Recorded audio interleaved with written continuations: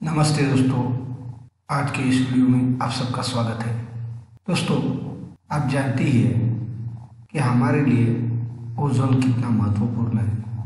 पर दिन ब दिन ये ओजोन की जो परत है धीरे धीरे कम होती जा रही है। इसलिए आज का एक खास वीडियो ओजोन डिप्लीशन पर आधारित है, जो बहुत ही महत्वपूर्ण है। इस वीडियो में हमने वो सब बेसिक कंसेप्ट इंक्लूड किए हैं जो आपको नीट, सीईटी, सेट एग्जाम में पूछे जाते हैं। दोस्तों, यहाँ पे हमें जानना जरूरी है कि ओजोन हमारे मॉलिक्यूलर ऑक्सीजन से कैसे भिन्न है। ऑक्सीजन, हमारा मॉलिक्यूलर ऑक्सीजन जो है उसका फार्मूला है O2 और ओजोन का फार्मूला है O3। हम O2 या गैस रेस्पिरेशन की प्रोसेस के लिए यूज करते हैं। दोस्तों, हमने 11वीं क्लास में केमिस्ट्री के बुक में पढ़ा था कि ओजोन हमारे लिए अच्छा नहीं है, वो हमारे लिए बैड है। ऐसा हमने क्यों कहा था? क्योंकि जो लोअर एटमॉस्फेयर है, मतलब जो ट्रोपोस्फेयर का पार्ट है, उस पार्ट में जो ओजोन है वो प्लांट और एनिमल्स के लिए हार्मफुल है, क्योंकि वह यहाँ पे सेकेंडरी पोल्यूटेंट के रूप में एक्ट होता है। यदि ओजोन हमारे लिए बैड है तो हमें इसका जो डिप्लीशन हो रहा है वो क्यों कम करना है, या ओजोन डिप्लीशन के बारे में हमें क्यों सोचना है। हाँ, ट्रोपोस्फेयर में जो ओजोन लेयर है वो हमारे लिए बैड है, पर जो ओजोन लेयर एटमॉस्फेयर के स्ट्रेटोस्फेयर में, वो ओजोन लेयर हमारे लिए गुड ओजोन लेयर है। जो स्ट्रेटोस्फेयर में ओजोन लेयर है उसे हम गुड ओजोन लेयर क्यों कहते हैं? क्योंकि ये ओजोन लेयर एक ढाल के रूप में, शील्ड के रूप में प्लैनेट अर्थ को प्रोटेक्ट करता है। ये ओजोन लेयर अल्ट्रावायलेट रेडिएशंस को ऑब्जर्व करता है जो सूरज से निकलते हैं। ये अल्ट्रावायलेट रेज या यूवी रेज लिविंग ऑर्गेनिज्म के लिए बहुत ही इंजूरियस है, क्योंकि यह प्रोटीन और डीएनए जो लिविंग ऑर्गेनिज्म में पाया जाता है उसमें ऑब्जर्व किए जाते हैं। इन यूवी रेज में जो एनर्जी रहती है वो एनर्जी डीएनए और प्रोटीन में प्रेजेंट रहने वाली केमिकल बॉन्ड्स को ब्रेक करती है और हमारा डीएनए और प्रोटीन का जो फंक्शन है वो लॉस हो जाता है, जिसके कारण हमें बहुत सारी बीमारियां हो जाती है। ओजोन लेयर की थिकनेस यह डॉप्सन यूनिट में नापी जाती है। डॉप्सन यूनिट का मतलब होता है ओजोन लेयर की 1 एटमॉस्फेयर प्रेशर और 0 डिग्री सेंटीग्रेड पर 1 मिलीमीटर का 100 पार्ट थिकनेस। दूसरी भाषा में बोलना है तो एक डॉप्सन यूनिट मतलब ओजोन की 1/100 मिलीमीटर थिकनेस होती है। हम बहुत बार ओजोन होल के बारे में सुनते हैं, तो ये ओजोन होल क्या है ये अब हम जानना चाहेंगे। दोस्तों, स्ट्रेटोस्फेयर में ओजोन की थिकनेस ये 300 से 350 डॉप्सन यूनिट्स होती है, परंतु कुछ लोकेशंस ऐसे भी है जहाँ ओजोन की थिकनेस ये 200 डॉप्सन यूनिट से भी कम रहती है। तो स्ट्रेटोस्फेयर का वो एरिया जहाँ पे ओजोन की थिकनेस 200 डॉप्सन यूनिट से कम हो, ऐसे एरिया को हम ओजोन होल कहते हैं। तो दोस्तों, आप जान चुके होंगे कि ओजोन होल का मतलब कंप्लीटली ओजोन लेयर एब्सेंट रहना यह नहीं है, तो 200 डॉप्सन यूनिट से ओजोन लेयर की थिकनेस कम रहना है। अंटार्कटिका रीजन में ओजोन लेयर बन चुका है, जो यहाँ पे हमने पर्पल कलर में दिखाया है।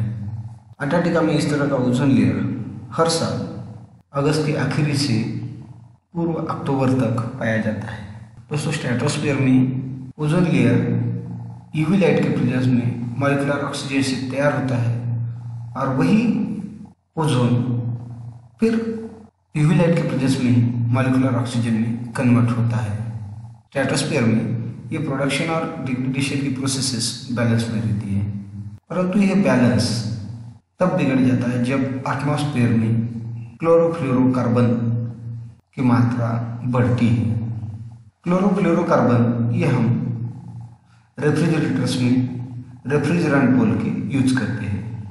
रेफ्रिजरेटर से क्लोरोफ्लोरोकार्बन अर्थ के लोअर पार्ट में डिस्चार्ज होता है और वो धीरे धीरे ऊपर जाके एटमॉस्फेयर में, स्ट्रेटोस्फेयर में पहुंच जाता है।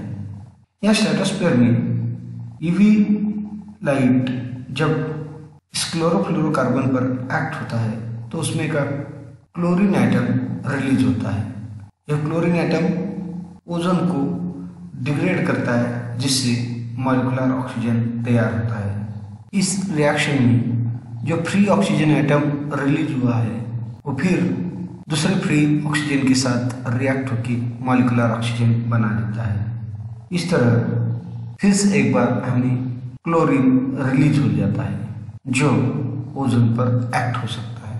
मतलब यहाँ पे क्लोरीन हमें रिएक्शन में कंज्यूम नहीं किया जा रहा है बल्कि वो फिर से ओजोन पर एक्ट होने के लिए रिलीज हो रहा है।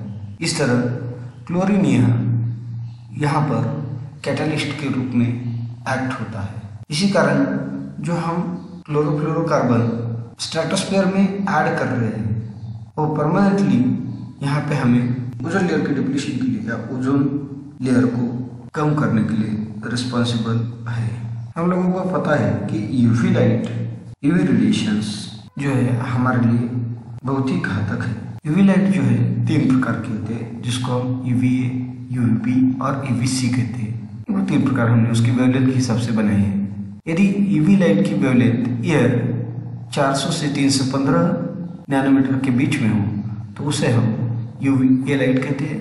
यदि यूवी लाइट की वेवलेंथ 315 से 280 नैनोमीटर के बीच में हो तो हम उसे यूवीबी लाइट कहते हैं। और यदि यूवी लाइट की वेवलेंथ 280 से 100 नैनोमीटर के बीच हो तो हम उसे यूवीसी लाइट कहते हैं। दोस्तों यहाँ पे एक बात मेंशन करना बहुत ही महत्वपूर्ण है। यूवी रेडिएशंस जिनकी वेवलेंथ यूवीबी से शॉर्टर हो, ऐसे रेडिएशंस अर्थ के एटमॉस्फेयर के द्वारा कंप्लीटली ऑब्जर्व किए जाते हैं। Ozone layer in UV radiations को कंप्लीटली ऑब्जर्व कर देता है। तो इसका मतलब है हमें डर है यूवीबी या यूवीबी से जिनकी वेवलेंथ ज़्यादा हो ऐसे यूवी रेडिएशंस की, क्योंकि यूवीबी हमारे डीएनए को डैमेज करता है और उसमें म्यूटेशन करने के लिए रिस्पॉन्सिबल रहता है। इस यूवी रेडिएशन के कारण स्किन की एजिंग हो जाती है, हमारे स्किन के सेल्स डैमेज होते हैं और अलग अलग टाइप के हमें कैंसर भी होते हैं। ह्यूमन में जो कॉर्निया का रीजन होता है वह यूवी रेडिएशंस ऑब्जर्व करता है और जब यूवी की डोसेस ज़्यादा हो तो उसके कारण कॉर्निया में इन्फ्लेमेशंस हो जाता है, जिसके कारण हमें eye pain, red eye, burning eyes symptoms, blurry vision, watery eyes, headache, guilty feeling in eye, swollen eyes and eyelids, इस तरह के सिम्टम्स कॉर्निया में देखने को मिलते हैं। कॉर्निया में पाई जाने वाली इन सभी सिम्टम्स को ही हम स्नो ब्लाइंडनेस कहते हैं। यदि यूवी रेडिएशंस की डोज ज़्यादा हो तो उस समय पे परमानेंटली कॉर्निया डैमेज भी हो सकता है। वैज्ञानिकों ने ओजोन डिप्लीशन और यूवी रेडिएशंस के हार्मफुल इफेक्ट्स को जानते हुए कनाडा के मॉन्ट्रियल शहर में 1987 में एक अंतर्राष्ट्रीय संधि की थी जिसको हम मॉन्ट्रियल ट्रीटी या मॉन्ट्रियल प्रोटोकॉल नाम से जानते हैं। यह संधि 1989 से प्रत्यक्ष रूप में लागू की गई। यह संधि जिस दिन लागू की गई वो दिन था 16 सितंबर 1987। इसलिए हम 16 सितंबर यह दिन वर्ल्ड ओजोन डे के रूप में मनाते हैं।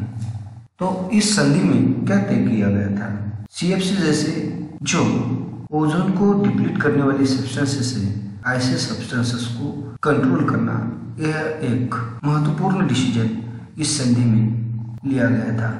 इस संधि के तहत डेवलपिंग और डेवलप कंट्रीज के लिए अलग अलग डेफिनेट ऐसे रोड मैप्स बनाए गए जिसके कारण CFC और दूसरे ओजोन डिप्लीटिंग केमिकल्स जो है उनका इमिशन रिड्यूस किया गया है। तो दोस्तों इस तरह आप ओजोन डिप्लीशन क्या है ये समझ चुके होंगे।